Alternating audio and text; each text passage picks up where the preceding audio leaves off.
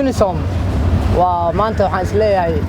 Soomaali qodobka ugu muhiimsan ee taabatay dawladeena maanta ay taabatay laakiin 30 sano anaga wax madaxna ugu gumaysanay waa ayaga $100 anaga aan shaqeyno oo isiinaan iiga qiimo badan wixii ay isiin lahaayeen Mareykan awood baa leedahay laakiin inta Mareykan xoolihiisa qaadanaysiin warkiinana ma jiro saxsanahay maxaa yeelay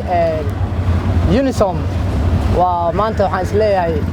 Soomaali qodobka ugu muhiimsan ee taabatay dawladeena maanta ay taabatay alxamdulillah waan ku faraxsanahay Unisom inay dalka nooga baxdaan waan ku faraxsanahay maxaa yeelay waxay nagu haysaa waxa la dhahaa mind colonize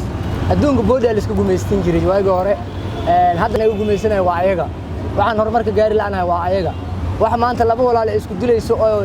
waxay isku dilayaan aan ogeyn waa ayaga waxaan maqli jiray siyaasad American waaga yaraay laakiin maanta inay haysataa waan ku faraxsanahay mideeda labaadna dawladeena xildhibaanadeena wasiiradeena madaxweynayaasheena waxba ay u baqin $100 anaga aan shaqeyno oo isiinaan iiga qiimo badan wixii ay isiin lahaayeen Mareykan annaga aan shaqeyno annaga shacabkiina annaga canshuurtiina dhiibayno annaga dalku dhalanay dalku waa dhalinyaro every side mar walba 70% dhalinyaro haysatiin haddaan shaqeyno $100 ugu yaraato dhididkayga haddaan isii wasiiro biri waxba qabanay awood baa leedahay laakiin inta Mareykan xoolihiisa qaadanaysiin warkiinana ma jiro waxa iska tiin maqaarsaar wasiir maqaarsaar xildhibaan maqaarsaar ra'iisul wasaare maqaarsaar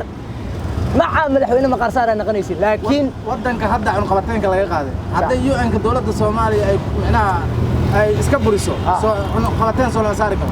horta cunug qabateen xaq hunguri hadii la saaro oo ma sha Allah xaq raashin waa haysana galeeydi qamadigi masagadi hilibki oo lo iyo geel iyo ari aan haysana cunug qabateen hore wax nooga qaadi waysa midaan hubka ku soo hubna tan nagu filanaa naga badanbo inta haysana naga badan fogeysiis farxad hadii aad joogtid dalalka midowga Yurub UK Canada, Australia ama New Zealand xawaalada World Remit waxa ay free ka dhigtay dhammaan lacagaha loogu diray Premier Wallet ayadoo ku gaaraysa in ka yar 5 daqiiqo ka faa'iideyso fursadan oo lacagaha ugu dir ehelkaaga iyo dadka aad jeceshahay Premier Wallet